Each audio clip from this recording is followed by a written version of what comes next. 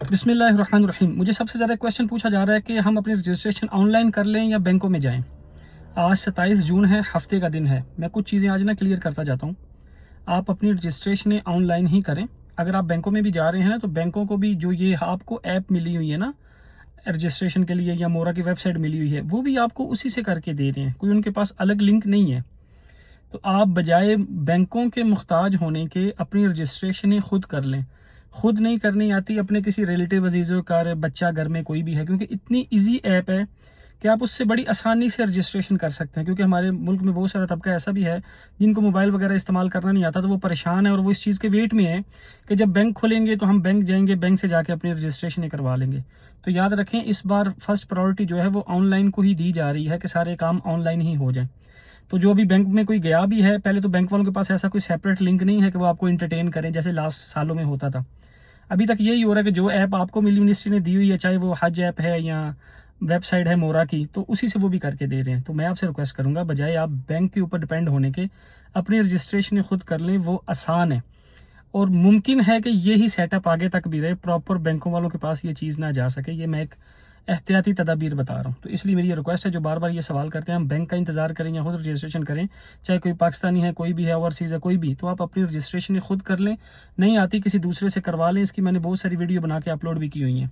अभी जो आपके क्वेश्चन आ रहे हैं मैं उनके आंसर देता हूँ। इसी तरह याद करो, रजिस्ट्रेशन करना बहुत आसान है, बहुत आसान। मैं आपको प्रेफर करूंगा कि ऐप से ज़्यादा आप मोरा की वेबसाइट पे जाकर रजिस्ट्रेशन करें, वहाँ आसानी है। अगर सिंगल रजिस्ट्रेशन करनी है तो हज ऐप यूज़ करें, 2 3 4 5 करनी है वो हज ऐप से भी जाएगी। लेकिन आपको इसकी बनिस्बत मोरा की वेबसाइट से जाके करेंगे, वो आसान भी है, उधर ग्रुप एडिटिंग का ऑप्शन भी आसान है, सबमिट करना भी आसान है।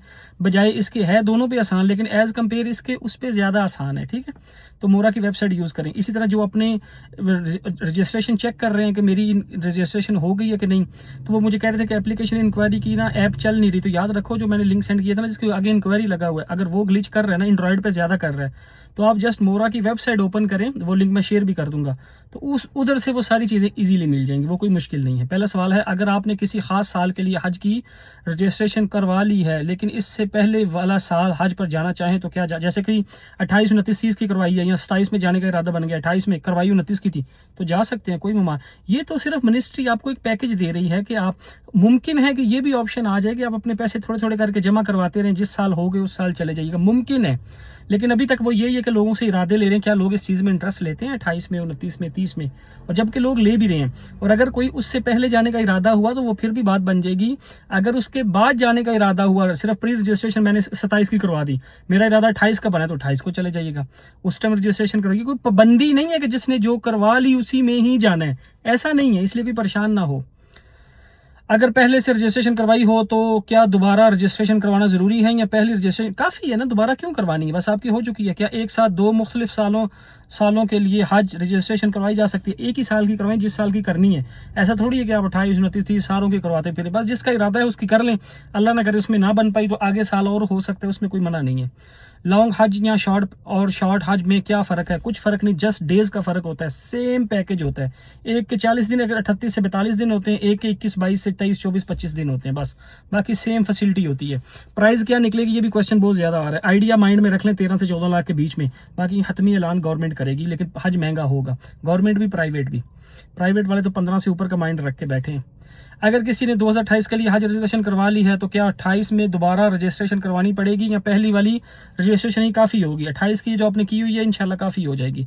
ओवरसीज़ पाकिस्तानी गवर्नमेंट हज स्कीम के लिए पहली किस्त, फर्स्ट इंस्टॉलमेंट किस तरीके से जमा करवाएंगे, वो टाइम आने दें, आपको सारी तफसील बता, जैसे आजकल बता रहे हैं ना प्री रजिस्ट्रेशन का, उसका भी इंशाल्लाह बता देंगे।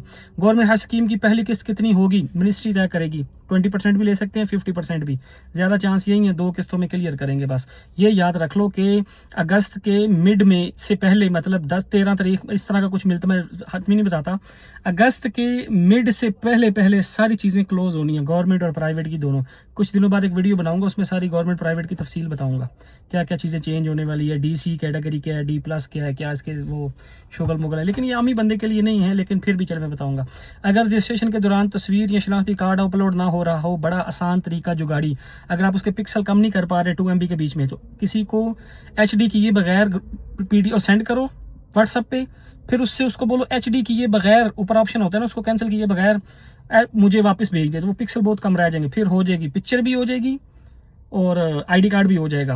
और अगर किसी की आईडी कार्ड की वाइट बैकग्राउंड नहीं है तो वो आईफोन पे ऑप्शन होता है ना, पिक्चर के ऊपर क्लिक करके रखो तो अलग पिक्चर उतार देता है, फिर वो किसी को व्हाट्सएप पे सेंड करो एडिट ऑप्शन करके, तो बैकग्राउंड वाइट हो जाएगी। लॉन्ग हज कितने दिन का होता है ये आपको मैंने बता दिया है, कितने दिन होंगे इस तरह शॉर्ट दोनों का बता दिया। अगर रजिस्ट्रेशन करते वक्त एड्रेस गलत हो दर्ज हो जाए, एड्रेस गलत हो जाए, आईडी कार्ड गलत हो जाए, मतलब ईमेल गलत हो जाए, नंबर गलत हो जाए, डेट ऑफ बर्थ गलत हो जाए, जो भी चीज हो जाए, मोरा की वेबसाइट से लॉग इन करो, एडिट के सब पे ऑप्शन मिलते हैं, इस पे भी मिलते हैं, ऐप पे भी सारी चीजें एडिट हो सकती हैं, कोई टेंशन नहीं है। क्या 50 साल 55 खवातीन अकेली हज पर, मैं किसी को प्रेफर नहीं करता है, मेरी क्या औकात है, खैर शरीयत में नहीं है कि हाँ बेशक के ज़ईफ को इजाजत है जो 60+ है, रुखसत है, अफजल वो भी नहीं है, इसलिए मैं महरम के बगैर किसी को जाना प्रेफर नहीं करता, बुजुर्गों को भी नहीं करता। उसकी वजह यह है कि वहां संभालेगा कौन, मसला तो ये भी है ना। अगर किसी ने हज रजिस्ट्रेशन तो करवा ली लेकिन बाद में हज पर ना जा सके तो क्या आइंदा सालों में दोबारा अप्लाई कर सकेंगे? बिल्कुल कर सकेंगे। अगर किसी ने रजिस्ट्रेशन करवा ली लेकिन मुकर्ररा वक्त पर हज पैकेज की अदायगी पेमेंट ना की तो क्या वो पहले वाले सालों में दोबारा अप्लाई कर सकेगा या रजिस्ट्रेशन के बाद अदायगी करना लाजिम है? अगर कोई, ये तो प्री रजिस्ट्रेशन है, अगर किसी के पास पैसे हो गए ठीक है, ना हुए तो कोई बात नहीं, अगले साल की रजिस्ट्रेशन दोबारा कर लीजिएगा। रजिस्ट्रेशन स्टेटस चेक करने के लिए जो लिंक दिया गया है वो कोड कैप्शन, अच्छा याद रखो इसमें ना, जो इंक्वायरी में जाके चेक कर रहे हैं ना वो अपने आईडी कार्ड में वो डायरेक्ट ना वर्डिंग लिख रहे हैं। वैसे तो ना जहां आईडी कार्ड डालते हैं तो वो स्लैश ऑटो बीच में डालते हैं, नहीं, जैसे मैं हूं 61101 आगे स्लैश, फिर आगे के नंबर लास्ट के नंबर से पहले फिर स्लैश, ये खुद ऑटो मैनुअल डालें, फिर नीचे कोड कैप्शन कोड जो मांगता है वो 3+7 10 हो गया, 10 लिख दें तो इजीली खुलता है। अगर रजिस्ट्रेशन के वक्त दर्ज की गई मालूमात मसलन शनाख्ती कार्ड नंबर, नाम या दीगर मुसफ़्फ़िका में अटेस्ट चेक करना है मुख्तलिफ या गलत नजर आए तो इसकी क्या वजह हो सकती है? अगर किसी की एक डेट पिछले दिन की शो हो रही है, फादर का नाम शो हो रहा है, ये छोटे मोटे ग्लिच चल रहे हैं, कोई परेशानी की बात नहीं, बस रजिस्ट्रेशन कर दो, बाकी कोई टेंशन की बात नहीं। ओवरसीज पाकिस्तानी के लिए हज रजिस्ट्रेशन का मुकम्मल तरीकाकार क्या है और उन्हें सेम है जैसे हमारा है, 10 मराहल से कैसे गुजरना होगा? ये वाली रजिस्ट्रेशन तो करवाएं ना, नेक्स्ट का आपको आगे बताएंगे, जिसमें पासपोर्ट लाजिम है, पाकिस्तानी पासपोर्ट ओवरसीज के लिए होना लाजमी है, 16 नवंबर 2027 तक एक्टिव हो। क्या सुन्नी और शिया एक साथ अपने हज रजिस्ट्रेशन करवा सकते हैं? अगर हाँ तो नहीं करवा सकते, दोनों का अलग अलग होगा, क्योंकि दोनों का कैटेगरी अलग होती है, कुछ चीज़ों में वो होता है, चेंजिंग होती है, गवर्नमेंट निसाब में नहीं होती, शरी मसाली एतबार से होती है। अगर शोहर सऊदी कामा होल्डर हो और बीवी पाकिस्तान में हो तो वो कैसे एक साथ हज करें? पाकिस्तानी हज, पाकिस्तानी पासपोर्ट होना उनके पास लाजमी है, जिनके भी कामा शाम है तो हो जाएगा, उसमें कोई वो टेंशन वाली बात नहीं है। एक इसमें मैं आपको रिक्वेस्ट करता जाऊँ, आपके जितने भी क्वेश्चन आ रहे हैं ना वो सारे रिपीटेड है, सिर्फ वीडियो देख लें पिछली 4-5 तो उसमें सारों के आंसर दे दिए गए हैं, आपकी सारी कंफ्यूजन दूर हो जाएगी। अगर किसी ने अलग अलग रजिस्ट्रेशन कर दिया मेरी बीवी ने, कोई परेशानी की बात नहीं। अगर 6 से ज्यादा लोग हैं, किसी ने 4 ने इकट्ठी कर ली, 3 ने अलग कर ली, 5 ने अलग कर ली, कोई टेंशन की बात नहीं। अगर 10 लोग हो, 4 एक साथ कर लो, 6 एक साथ कर लो, जब ग्रुप मर्ज करने हैं ना, इकट्ठे होने हैं, वो अगली रजिस्ट्रेशन पे हो जाएंगे। अभी बेसिक रूल समझो कि रजिस्ट्रेशन लाजिम करनी है, जैसे कैसे करके भी पूछा के सीख सिखा के वीडियो देख दिखा के कर लो, बाकी सारे निसाब नेक्स्ट रजिस्ट्रेशन पे हो जाएंगे। आगे लोग पूछते हैं कि अगली रजिस्ट्रेशन जो पैसों वाली हैं वो कब शुरू हो रही है? नेक्स्ट मंथ से वो इंशाल्लाह शुरू हो जाएंगी, नेक्स्ट मंथ के मिड के करीब ही हो जाएंगी, क्योंकि शायद मे भी उससे पहले भी हो जाए। और ये कब तक चलेंगी?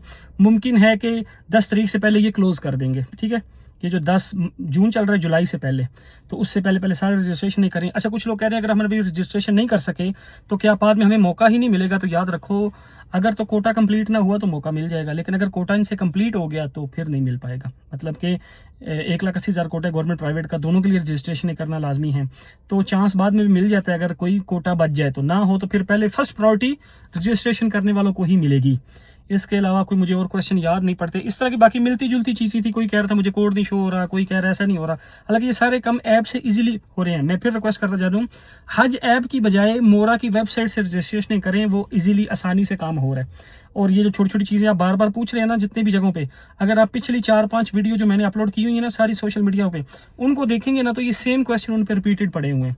तो मेन चीज़ बताने वाली ये थी कि बैंक से ज़्यादा ऑनलाइन को प्रेफर करें और इसी को फौकियत दें, इसी पे अपनी सारे अमल करें। आसानी से घर बैठे 5 मिनट में रजिस्ट्रेशन होती है, बजाय कि बैंकों का इंतजार करें। बैंक वाले भी आपको इसी मेल से ही करके देंगे, उनके पास कोई अलग कोई सेटअप नहीं है। बाकी अल्लाह पाक आप सबके लिए आसानी फरमाए, खुद भी रजिस्ट्रेशन करें, दूसरे अपने अजीज़ों कारब रिश्तेदार जो दाएं बाएं हैं, कुछ तक आवाज़ ही नहीं पहुंची हुई, उन तक अपनी आवाज़ भी पहुंचाएं ताकि वो भी रजिस्ट्रेशन करवाएं, ताकि कोई बाद में ये ना कह सके कि मुझे पता नहीं चला, क्योंकि ये बाद में अल्फाज आते हैं। तो हमारे कहने सुनने पे अगर कोई चला गया तो हमें पूरा उसका हज का अजर मिल जाएगा। तो तब तक दुआ में याद रखें, किसी का कोई भी क्वेश्चन हो वो कमेंट में पूछ लीजिएगा, उनका आंसर दे दिया जाएगा। कहाँ सुना माफ़ है, अल्लाह हाफिज़।